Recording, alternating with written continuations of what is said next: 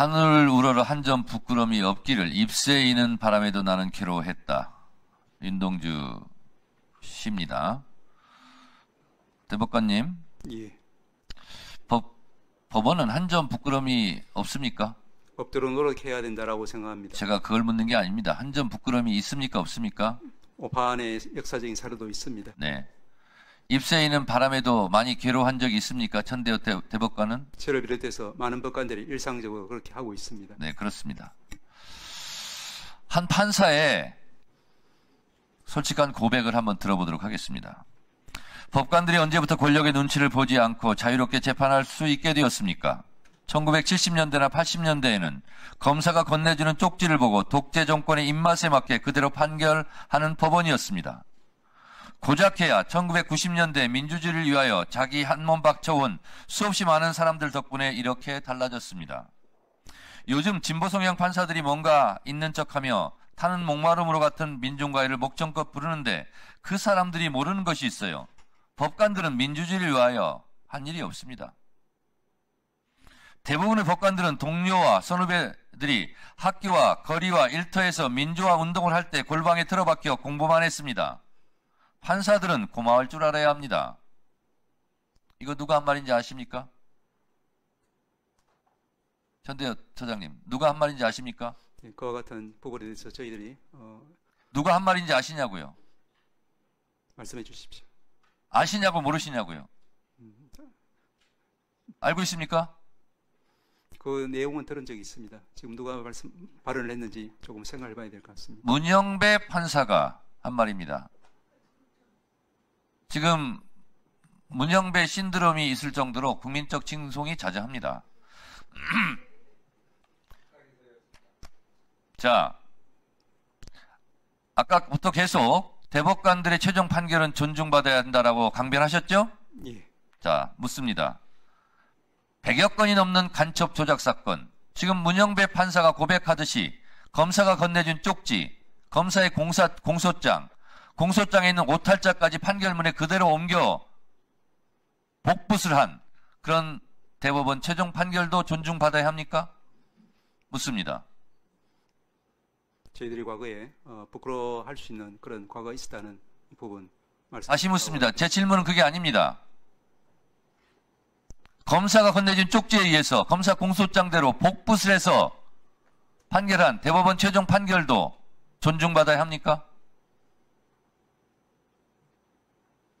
답변하십시오. 저희들은 지금 이제 그와 같은 과거의 실수를 번복하지 않기 위해서 최선을 다하고 있다. 그 대답이 아니라 그 최종 판결도 존중받아야 합니까? 라고 묻는 겁니다. 모든 판결에 오류의 가능성이 제로다라고. 다시 묻습니다.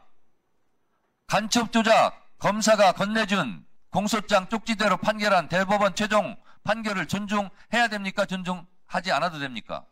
그 판단이 판결에 영향이 있었다라고 하면은 재심 절차를 통해서 구제되어야 되고. 다시 묻습니다. 인혁장 최종 대법원 판결 후에 바로 사형당했는데 그 인혁당 대법원 최종 판결을 존중해야 됩니까? 묻습니다.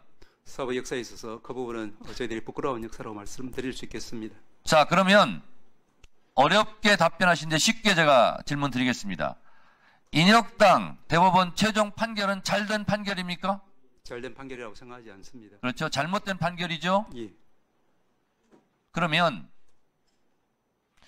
지금 시간이 흘러서 지금 그렇게 말하지만 그 당시에도 법원 행정처장이 이곳에 와서 물었다면 조작된 간첩사건 그 최종 판결은 존중받아야 합니다. 존중해야 됩니다. 라고 얘기했을 겁니다.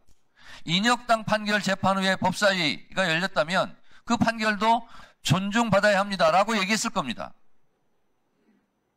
그러나 그 잘못된 대법원 최종 판결에서 목숨을 잃은 그분들은 누가 보상하죠?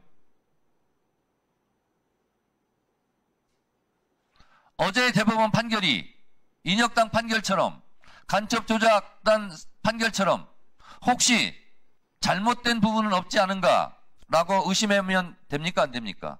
모든 판결은 비평의 대상이 되는 것은 그렇습니다. 분명합니다. 법원행정처장은 존중받아야 합니다라고 하지만 거기에 대해서 의심할 권리 있습니까? 없습니까? 비판 비평의 권리가 있다는 말씀 드렸죠. 당연하죠. 그걸 지금 따지고 있는 겁니다. 조희대 대법원장이 12.3 비상계엄 내란 사태 때 재빠르게 속 시원하게 비상계엄에 반대한다는 목소리를 들은 적 없습니다. 내부적으로 한 적 있습니까? 그때 제가 이제 국회에 나와서 그와 같은 취지로 그 위헌성에 대해서 지적. 근데 왜 조희대 대법원장은 어제처럼 용감하게 말을 못하고 비상계엄 때는 걸방에서 이불 쓰고 그러면 했습니까? 서부지법 폭동 사건 때 즉시 대법원장이 한 발언 있습니까?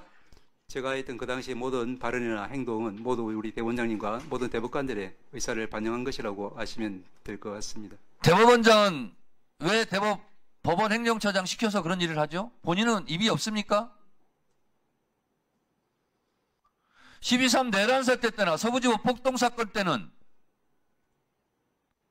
아무 말도 못하다가 이렇게 국민의 참정권, 헌법 67조에 보장된 대통령 국민의 투표율에 선출된다는 그 조항을 심각하게 훼손할 수 있는 그런 것은 서슴없이 합니까?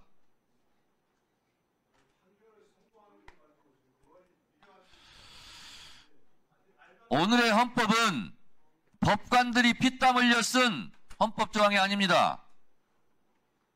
국회 해산권을 없애고 국정 감사권을 부활했고 엄격하게 국가 비상사태는 엄격한 기준을 만든 것은 대한민국 국민들입니다.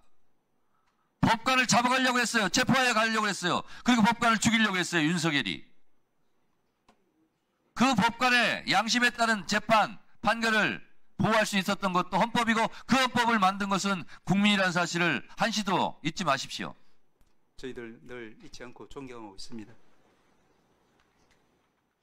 제발 비겁하지 맙시다.